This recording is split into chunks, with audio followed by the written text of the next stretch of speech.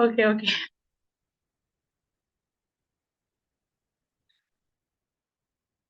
Assalamualaikum warahmatullahi wabarakatuh. Shalom dan selamat pagi. Perkenalkan kami dari kelompok J Biomedik 2 IKM 2C akan mempresentasikan hasil diskusi dan kerja kami mengenai peran mikrobiologi dalam pengelolaan limbah makanan yang berkelanjutan.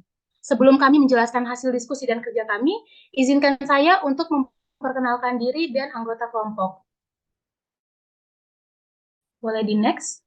Yang pertama ada Tanti Widya Susti, yang kedua ada Karisa, yang ketiga ada saya Imildawati, yang keempat ada Ahmad Zubair, dan yang terakhir ada Wira Satya.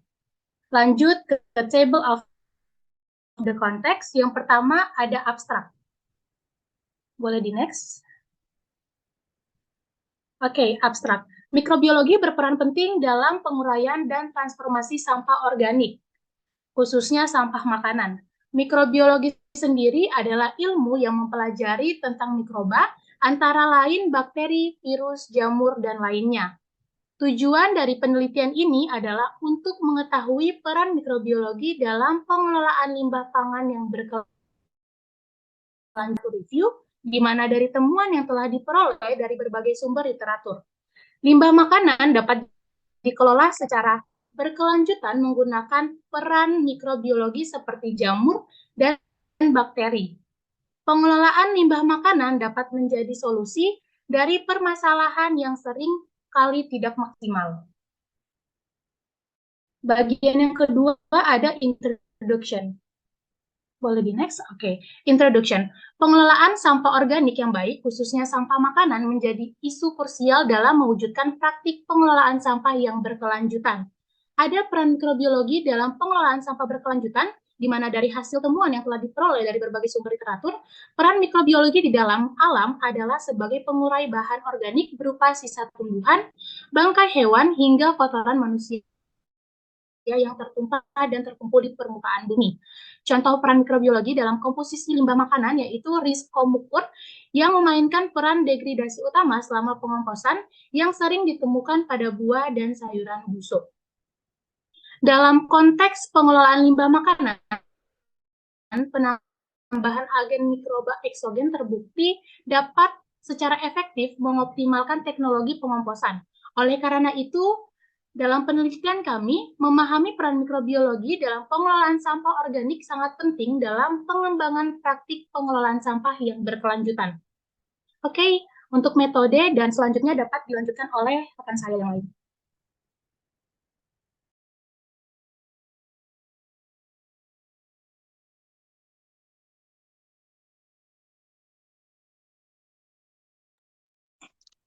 Untuk metode yang digunakan dalam pembuatan artikel ini adalah literatur review. Yang kedua, membuat sebuah pertanyaan yaitu peran mikrobiologi dalam pengelolaan limbah makanan yang berkelanjutan. Yang kedua, pertanyaan diformulasikan menjadi kata kunci yaitu limbah makanan, mikroba, dan pengelolaan. Yang ketiga, strategi yang diterapkan untuk mencari dan menemukan literatur dengan mengembangkan kata kunci yang telah ditentukan sebelumnya. Yang keempat, mengembangkan kata kunci dengan jalan istilah terkait topik yang dicari. Yang kelima, penelusuran kata kunci dalam mencari literatur review yang sesuai melalui satu website internasional yaitu PubMed. Mencari artikel yang diatur dengan rentang waktu 5 tahun terakhir yaitu 2019-2023. Next untuk rekan saya.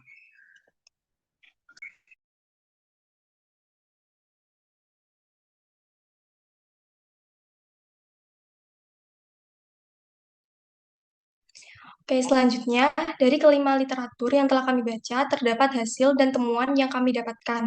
Yang pertama, dalam Svensson et al. 2022, kami menemukan bahwa monofilamen pintal basal dari limbah makanan memungkinkan produksi tekstil bioaktif yang berkelanjutan. Dan uji biokompatibilitas tidak menunjukkan tanda-tanda toksisitas pada fibroblast kulit manusia setelah terpapar monofilamen.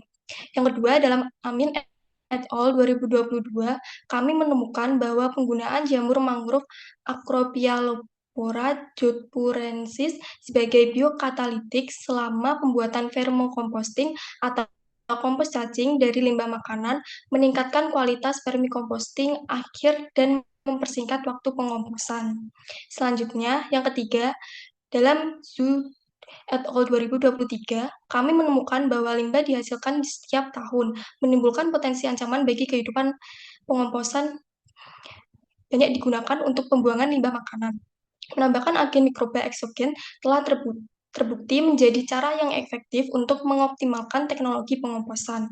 Yang keempat, dalam Satis et al. 2023, kami menemukan limbah makanan yang dihasilkan oleh lingkungan pasar atau lokasi padat penduduk biasanya banyak berupa limbah tanaman hijau dan minyak goreng. Dari limbah tersebut dapat dikelola secara berkelanjutan dengan pembuatan biodiesel. Yang kelima, dalam Grewal et al. 2022, kami menemukan bahwa mikroba dalam limbah organik pertanian seperti bonggol jagung dapat diubah dan diolah menjadi pigmen yang dapat digunakan sebagai bahan kosmetik. Dari 5 temuan yang diperoleh, menunjukkan bahwa mikrobiologi dapat mengelola sampah organik secara berkelanjutan dan memberikan solusi bagi sampah organik yang belum termanfaatkan secara maksimal. Selanjutnya akan dilanjutkan oleh rekan saya.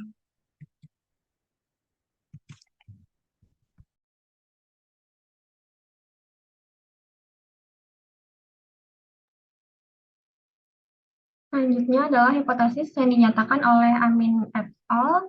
2022 dalam penelitiannya bahwa dengan menambahkan mikrobiologi seperti fungi yang terdapat dalam mangrove bisa membantu mempercepat periode waktu vermicomposting dan memproduksi pupuk yang bisa digunakan dalam agrikultur. Terus Svensson et al. Menghipotesiskan bahwa monofilamen pintal basah yang dihasilkan dari dinding sel jamur R. delamar yang terdapat pada limbah makanan dapat memungkinkan untuk bahan tekstil. Cakupan dari berbagai studi yang dilakukan hanya membatasi persoalan utama saja, seperti penelitian dari Zhou et al. 2023 hanya membatasi permasalahan untuk membuktikan inokulasi dengan menambahkan mikroba komersial dapat secara efektif meningkatkan laju daur ulang sampah dalam proses pengomposan. Lalu studi dari Grewal et al. Hanya membahas alur kerja produksi pigmen mikrobial dengan memanfaatkan bahan baku limbah organik seperti ampas tebu, bonggol jagung, dan lain-lain, serta teknologi dari fermentasi. Next. Selanjutnya adalah dari metodologi.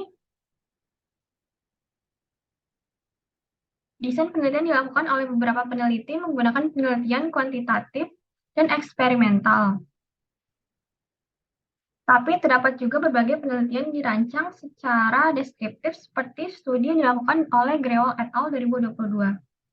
Dalam jurnal yang digunakan membuat berbagai karakteristik metode yang berbeda, seperti penelitian Amin et al. 2022 menggunakan karakteristik sampel mangrove fungi yang berasal dari kota Riyadh, dan Zhou et al. Secara spesifik menyebutkan sampel sisa makanan yang terdiri dari sayuran, buah-buahan, makanan pokok, dan daging dalam penelitiannya diambil langsung dari Jinping Waste Transfer Station, Zhejiang Province.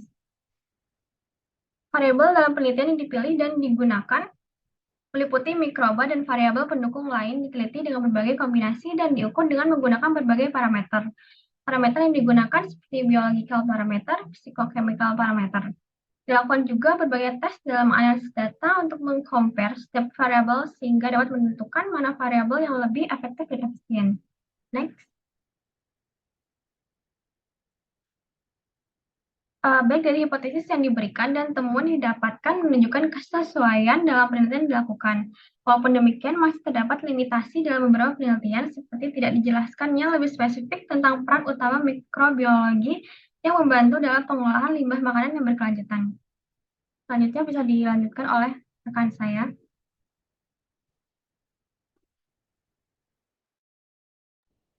Baik, saya akan lanjutkan untuk conclusion and recommendation, kesimpulan dan juga rekomendasi. Untuk konklusi dalam topik yang kita angkat pada kelompok kita hari ini, ada setelah kita mengumpulkan beberapa artikel yang mengenai tentang bio waste, kita bisa menyimpulkan bahwa sampah-sampah dan juga bio waste ini bisa menjadi apa ya, solusi kita untuk mengatasi beberapa masalah dengan juga hasil-hasilnya seperti jadi bensin, jadi kompos, dan juga jadi pigmen. Dan tim kita benar-benar percaya bahwa solusi-solusi ini bisa diimplementasikan secara langsung di Indonesia, karena selang berjalannya waktu sampah-sampah di Indonesia akan semakin menumpuk dan semakin banyak di Indonesia. Dan yang seperti kita bilang di kelompok kita, bahwa kita benar-benar percaya kepada orang-orang yang memiliki otoritas dan juga memiliki suara untuk segera menindaklanjuti atau segera menerapkan solusi-solusi yang telah dirisetkan oleh beberapa penulis yang sudah dilakukan. Seperti ini dibilang biodiesel, ada tekstil atau pigmen, dan juga kompos untuk pertanian. Sekian dari kelompok kita. Terima kasih.